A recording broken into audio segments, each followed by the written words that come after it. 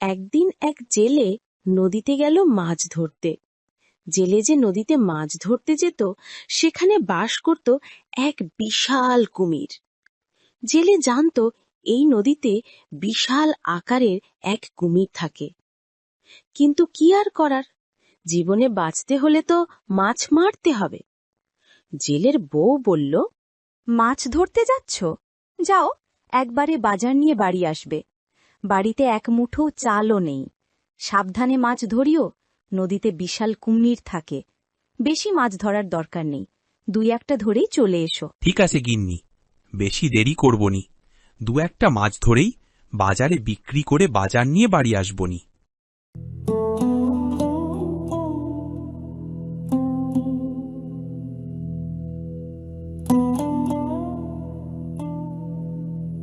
নদীর পাশে ছিল একটি বিশাল গাছ।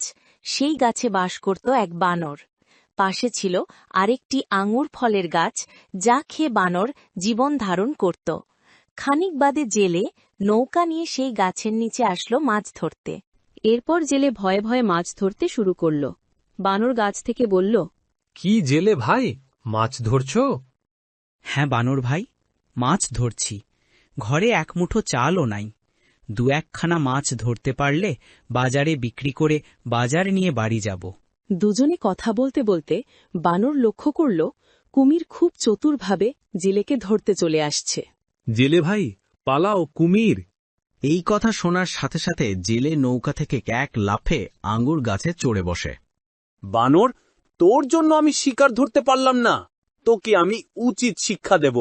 জেলে বানরকে বলিও, তোমার জন্যই আজ আমি প্রাণে বেঁচে গেলাম ভাই। এরপর জেলে বাজারে মাছ বিক্রি করে বাজার নিয়ে বাড়ি চলে গেল। কয়েকদিন পরে কুমির ফন্দি এঁটে বানরের কাছে আসে আর ভাবে, বানর এত সুস্বাদু আঙুর ফল খায়, আমাকে বানরের কলিজাটা যে করেই হোক খেতে হবে। না জানি বানরের কলিজাটা আরো কত সুস্বাদু। বানর ভাই, কেমন আছো? এই তো ভায়া, আছি আর কি। আঙ্গুর ফলও শেষ হতে চলল, এখন কি যে খাবো। কুমির মনে মনে হাসল, হা হা হা, এই তো সুযোগ বানরকে বাগে পাওয়ার। বানর ভাই, আমি থাকতে কেন চিন্তা করছো? নদীর ওই পারে আমি অনেকগুলো সুস্বাদু ফলের গাছ দেখেছি। তাই নাকি?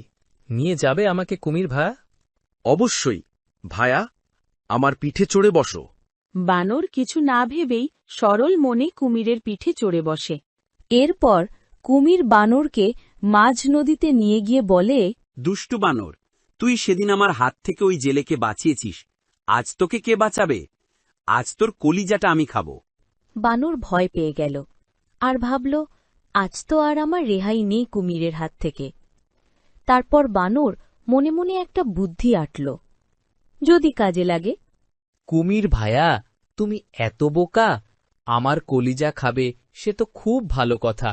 আমাকে বললেই তো তোমাকে আমার কলিজাটা গাছ থেকে পেড়ে দিতাম। চলো, আমাকে গাছের কাছে নিয়ে চলো, আমি তোমাকে আমার কলিজাটা পেড়ে দিচ্ছি।